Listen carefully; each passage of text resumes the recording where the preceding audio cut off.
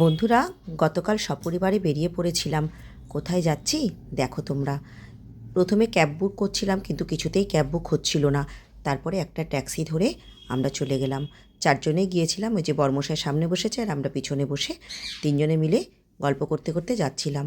তো দেখো, এই যে ঢুকে পড়লাম খিদিরপুরের জগন্নাথ মন্দিরে। আগেও একবার এসেছি শাশুড়ি মাকে নিয়ে। আসলে মা এখানে আসতে ভীষণ ভালোবাসেন।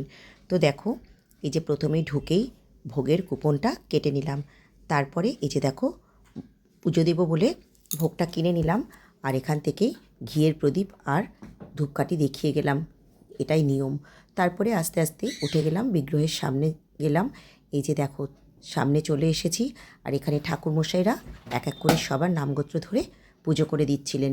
দেখো, বিগ্রহের সামনে একদম কত সুন্দর লাগছিল, কি অপূর্ব সাজিয়েছিল। সত্যি মন্দিরে আসলে, ভগবানের সামনে দাঁড়ালে মনে হয় একটা আলাদাই শান্তি, তাই না বন্ধুরা? তো দেখো, আমি একটু চারদিকটা ঘুরিয়ে ঘুরিয়ে ভিডিও করে তোমাদের দেখাচ্ছি। যে মেয়েও ছবি তুলছিল। তারপরে শাশুড়ি মা মন্দিরে, অনেক রকমের মন্দির ছিল সেখানে, লক্ষ্মী মাতার মন্দির, বিমলা মাতার মন্দির, অনেক রকমের মন্দির যেমন পুরীতে আছে সবই এখানে সেরকমও আছে। তো দেখো, শাশুড়ি মাকে নিয়ে একটু ভিডিও করে নিলাম। এই সুযোগটা ছাড়ি কেন, এগুলোই তো স্মৃতি, তাই না বলো? তো তারপরে দেখো, এই যে দেখো, কিছু কিছু মন্দির তোমাদের দেখাচ্ছি। পুরো ভিতর থেকে দেখাতে পারছি না, মন্দিরগুলো বন্ধ ছিল। প্রায় 1টা বাজে, একটাই মন্দির বন্ধ হয়ে যায়।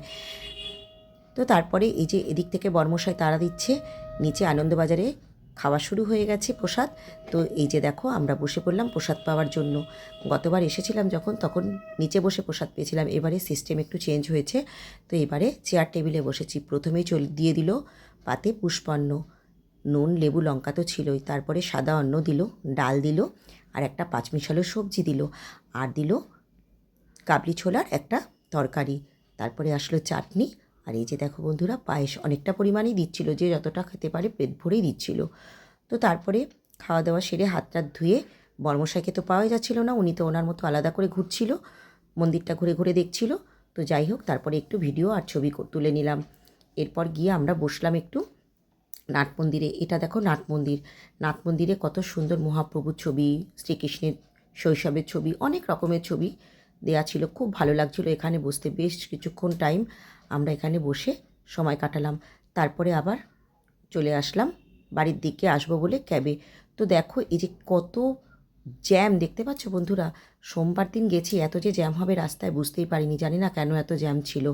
তারপরে দেখো, বাড়ির সামনে এসে আস্তে আস্তে চলে আসলাম।